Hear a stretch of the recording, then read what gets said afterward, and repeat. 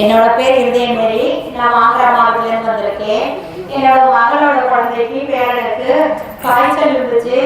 ஊசி போட்டு மாத்திரை கொடுத்தாங்க. சரியாகவே நான் அழுக்கு நைட்டு 9:30 ஃபோன் அடிச்சிச்சு. அம்மா சந்தியாபுரம் நீ வேண்டிக்கம்மா, உன்னோட வேண்டுதலை கடவுள் ஏற்றுக்குவாருன்னு சொல்லிச்சு. அது மாதிரி சந்தியாபுரம் வேண்டி என்னையோட சந்தியாபுரம் என்னை கொடுத்துருக்கல, அது தலையிலையும் நெத்திலையும் தடவிட்டு சந்தியாபுரம் வேண்டிக்க போப்பான்னு சொல்லி காலையில் காய்ச்சல் விட்டுருச்சுமா. சந்தியாபுரத்துக்கு நன்றிமான்னு சொல்லிச்சு. சந்தியாபுரத்துக்கு நன்றி. இன்னொரு சாட்சி, என்னோட மகன் குழந்தை பேர் ஜெனிசா. அந்த பிள்ளை பிறந்து 3 மாதம் ஆகுது. அவங்க அம்மா வயிற்றுல இருக்கிறப்ப அந்த பிள்ளைக்கு தலையில் 5 ml தண்ணி இருக்குது. 3 மாதம் கழிச்சு அதை ஸ்கேன் பண்ணி பார்க்கணும் அப்படின்னாங்க. சந்தியாபுரம் அப்போலேருந்து இதோட 12 வாரம் நான் வந்துட்டேன். சந்தியாபுரம் வேண்டிக்கிட்டே இருந்தேன். சந்தியாபுரம் அந்த பச்சை குழந்தைக்கு எந்த பிரச்சனையும் வரக்கூடாது சந்தியாபுரம்னு வேண்டிட்டு 3 மாதம் கழிச்சு ஆஸ்பத்திரிக்கு போனோம். அங்கே ஆஸ்பத்திரியில் டாக்டர்கிட்ட போய் பார்க்குறப்ப அந்த டாக்டர்மா இந்த குழந்தைக்கு கிட்னிலையும் பிரச்சனை இருக்குதுமா அப்படின்னு சொன்னாங்க. சந்தியாபுரம் உம்மால் ஆசீர்வதிக்கப்பட்ட அந்த குழந்தைக்கு எந்த பிரச்சனையும் இருக்கக்கூடாது சந்தியாபுரம் அப்படின்னு அதுக்கிட்டு ஸ்கேன் பண்ணோம்.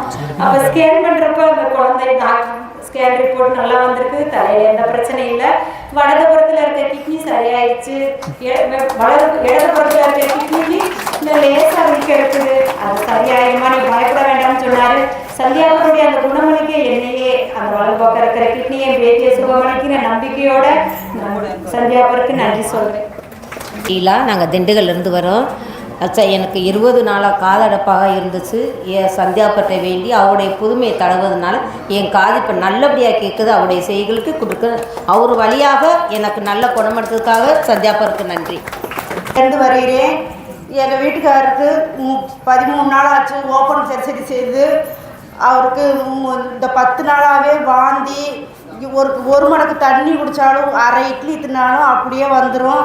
சந்தியாபுரம் நேற்று தான் மத்தியானம் இப்படி 10 நாளாகவே வருதே, ஆப்ரேஷன் செஞ்சதுலேருந்தே இப்படி வருதே, என்ன சந்தியாபுரம் அப்பா நீ அருமருந்து வழியாக எங்கள் வீட்டுக்காருக்கு எந்த வாந்தியும் வரக்கூடாது அப்படின்னு சொல்லிட்டு அவரை நினச்சே டீயில் பாலில் இட்லியில் எல்லாத்துலேயுமே ஒவ்வொரு மடக்கு ஊற்றி ஊற்றி ஜெவிச்சிட்டு சேமாலை செஞ்சுட்டு அதை கொடுப்பேன். நைட்டு 12 மணிலேருந்து வாந்தியே வரலை.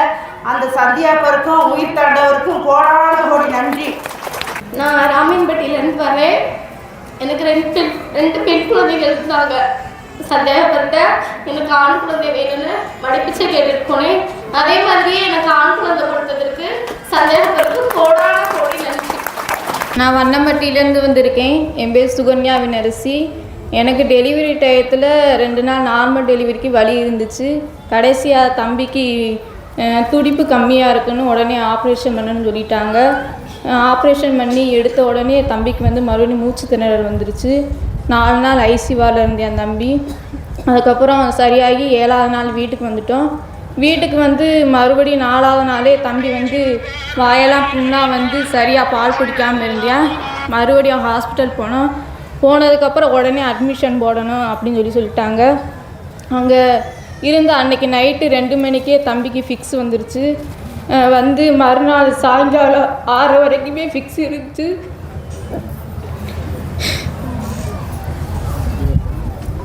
ஃபிக்ஸு வர வர அந்த நிற்கிறதுக்கு மட்டும் ஊசி போட்டுக்கிட்டே இருந்தாங்க. அதுக்கப்புறம் ரொம்ப கிரிட்டிக்கல் கண்டிஷன் சொல்லி எங்கள் வீட்டுக்காரையும் கூப்பிட்டு சொன்னாங்க, எங்களால் முடிஞ்ச அளவு நாங்கள் ட்ரீட்மெண்ட் பார்க்குறோம். அப்படி முடியல, நல்லாவும் ஆகலாம், முடியாமல் போகலாம், கடவுளத்தை நீங்கள் நம்பணும் அப்படின்னு சொல்லிட்டாங்க. அப்புறம் எங்கள் வீட்டுக்காரோட தாய்மாமன் இந்த ஊர் தான். இங்கேருந்து தீர்த்தமும் எண்ணெயும் கொண்டு வந்தாங்க.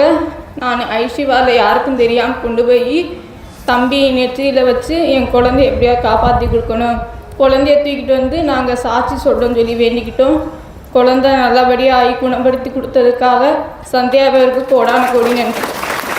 என் பேர் ஜெஃப்ரின். என் பொண்ணு பேர் பிகோனியா கிறிஸ்டோஃபர். அவளுக்கு 4 வயசு ஆகுது. திடீர்னு கீழே விழுந்து தாங்கி நடக்க ஆரம்பிச்சிட்டா. ஹாஸ்பிட்டல் கூட்டிகிட்டு போனோம். கிரிப் பேண்டேஜ் மட்டும் போட்டு அனுப்பிச்சி விட்டாங்க.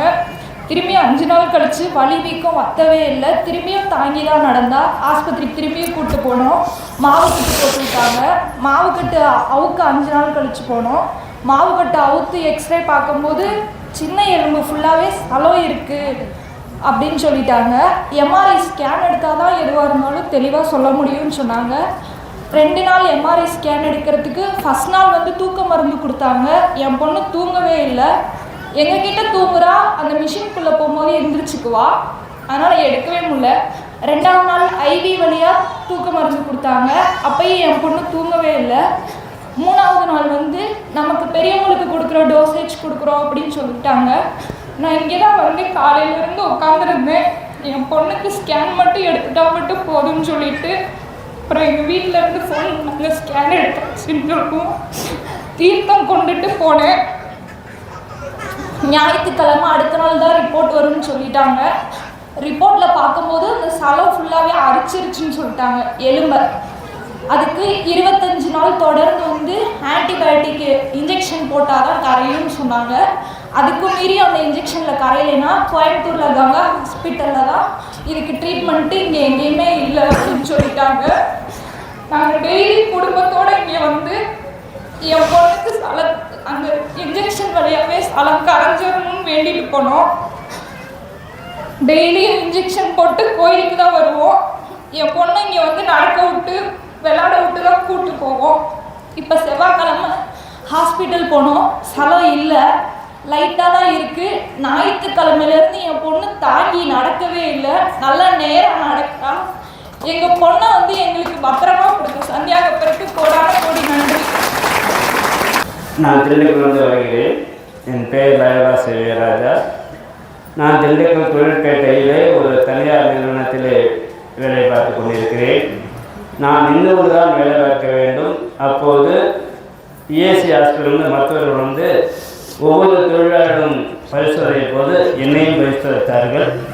உங்களுக்கு வெரிகோஸ் என்ற நோய் உள்ளது, நீங்கள் உடனடியாக மருத்துவமனைக்கு சென்று உடலை பரிசோதிக்கணும் என்று சொன்னார். அப்போது மதுரை இஎஸ்ஐ ஹாஸ்பிட்டல் சென்றபோது ஸ்கேன் எடுக்க சொன்னார்கள். ஸ்கேன் எடுத்த பிற்பாடு உங்கள் காலில் 2.5 mm வரைக்கும் அந்த நரம்பு இரத்த நரம்பானது சூழ்ந்திருக்கிறது. அதை நேர் செய்ய மதுரை அரசு மருத்துவமனையில் ஆப்ரேஷன் பண்ண வேண்டும் என்று கூறினார்கள். என்னுடைய தாயிடமும் என் மனைவியிடம் கூறி அவர்கள் சொன்னார்கள். மற்றும் என் உறவினர்களிடம் சொன்னேன். என் உறவினர்களும் என் உடன்பிறந்த சகோதரன் கூறினார்கள், ஆப்ரேஷன் பண்ண வேண்டாம், சந்தியா பிரிவினை தடவுங்கள், சரியாக போய்விடும் என்று தடவிட்டு என் வீட்டிற்கு அருகில் உள்ள ஒரு மருத்துவரை அணுகினேன். அப்போது அவர்கள் சொன்னார்கள், ஆப்ரேஷன் பண்ண தேவையில்லை, நான் கொடுக்கின்ற மாத்திரையின் மூலமாகவே உங்கள் கால் வழி சரியாக போய்விடும் என்று சொன்னார்கள். சந்தியாபுரத்துக்கு நன்றி. எங்கள் பொண்ணை மணப்பாறையில் கொடுத்துருக்குறோம். எங்கள் பேத்திக்கு 5 நாளாக காய்ச்சல் விடவே இல்லை. அதனால் இந்த சந்தியாபுர தீர்த்தத்தை என்னையும் தடவிட்டு ஆஸ்பத்திரி தூக்கிட்டு போமான்னு சொன்னேன். சரியாயிடுச்சு. சந்தியாபுரத்துக்கு போடாமல் அப்படி நன்றி. அவன் மாரியா அல்லையா கோயம்புத்தூர்லேருந்து வரேன். ஜேசுதாஸ் என் பேர். நீ காலையில் சர்ச்சுக்கு கிளம்பிட்டு இருந்தேன் பூசைக்கு. பூசி எல்லாம் பெரட்டு 6 மணிக்கு பூசை 6 மணிக்கு எல்லாம் கிளம்பி பார்க்கும்போது நான் மோதிரம் இந்த செயினும் எடுத்து இப்போயும் ப்ரேயர் ரூமில் வச்சு ப்ரேயர் பண்ணிட்டு தான் எடுத்துகிட்டு போவேன். பார்த்தா என் மோதிரம் காணோம். ஒரு மோதிரம் காணோம். நானும் இப்போ தொலைறேன், பீரா தொலைறேன், எங்கேயும் காணோம். ஒய்ஃபு வந்து தொலைறாங்க. பூசை ஆரம்பிச்சிருச்சு. ஆண்டவரே பூசைக்கு வர முடியல, மன்னிச்சுங்க, சந்தியாபுர கோயிலுக்கு நான் பூசையில் கலந்துக்கிறேன் விட்டு 8 மணி தொலைகிட்டே இருக்கிறேன். 1.5 மணி நேரம் தொலை. இப்போ நகையை காணோம். எங்கள் மருமக வந்தாங்க. வந்தோடனே என்னப்பா இப்போ நகை பாப்பா இப்போ இதெல்லாம் அப்படியே அங்கங்கே இருக்குது, என்னப்பா கேட்கும்போது இல்லைப்பா ஒரு நகையை காணா சாமின்னு சொல்லும்போது பாப்பா வந்து தொலைவனா அந்த மோதிரம் வந்து எனக்கு பாப்பா கையால் சந்தியாபுரம் வந்து எனக்கு பண்ணி கொடுத்துட்டாரு. அதுக்காக சந்தியாபுரத்துக்கு நன்றி. ஏன்னா நான் வேண்டும் போது சந்தியாபுரம் எனக்கு மோதிரம் வேணும், ஆண்டவரே மோதிரம் கிடைக்கணும், மோதிரம்னு வேண்டினேன். ஆனால் சாட்சி சொல்லுவேன்னு சொல்லவே இல்லை, மறந்துட்டேன் அந்த பதத்தில். நான் அப்புறம் 2வது வீட்டில் ப்ரேயர் பண்ணிகிட்டு இருந்தேன். சரி காணா போச்சு, பரவாயில்ல சாயங்காலம் போய் கோயிலில் போய் வேண்டிக்கலாம்ட்டு ப்ரேயர் ரூமில் போய் ப்ரேயர் பண்ணிகிட்டு இருந்தேன். சந்தியா ப்ரேயர் உங்களுக்கு நான் சாட்சி சொல்லுவேன், எனக்கு மோதிரம் கிடைக்கணும்னு சொல்லி வேண்டியிருந்தேன். கொஞ்சம் வேண்டி கொஞ்ச நேரத்துலேயே மருமக வந்தாங்க. வந்தோடனே என்னென்னு கேட்கும்போது இந்த விஷயத்தை சொன்னோடனே அந்த மோதிரம் வந்து 1.5 மணி நேரமாக வீடு பூரா தொலையாச்சு, பீரை பூரா தொலையாச்சு. அந்த மோதிரம் கிடச்சிருச்சு. சந்தியாபுருக்கு கோடான நன்றி. ஆண்டவர்கிட்ட பறந்து பேசுறதுக்கு நன்றி. மாதாவுக்கு பறந்து பேசுறதுக்கு நன்றி. தீயாவிற்கு பறந்து பேசி கோடான கோடி நன்றி. மரியே வழுக அல்லேலூயா பிரேசலாம். சந்நிதி வந்தோம் எங்கள் புனித சந்தியாகப்பரே, வந்தனம் தந்தோம் எங்கள் புனித சந்தியாகப்பரே.